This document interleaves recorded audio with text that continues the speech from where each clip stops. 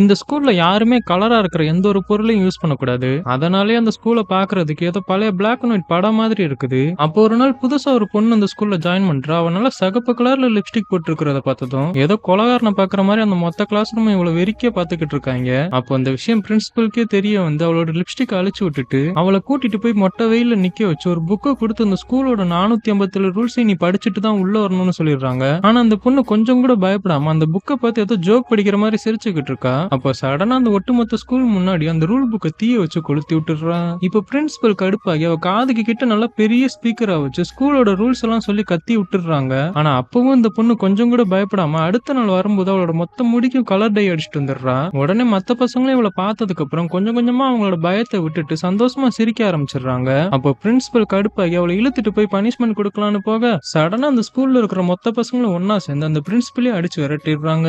சரி, இதுல இருந்து இப்ப என்னதான்டா சொல்ல வரானுங்கன்னு கேட்டீங்கன்னா, இந்த உலகத்துக்கு ஏதோ ஒரு நல்ல கருத்து சொல்ல வரானுங்கன்னு மட்டும் தெரியுது. ஆனா அது என்ன கருத்துன்னு தான் தெரிய மாட்டேங்குது.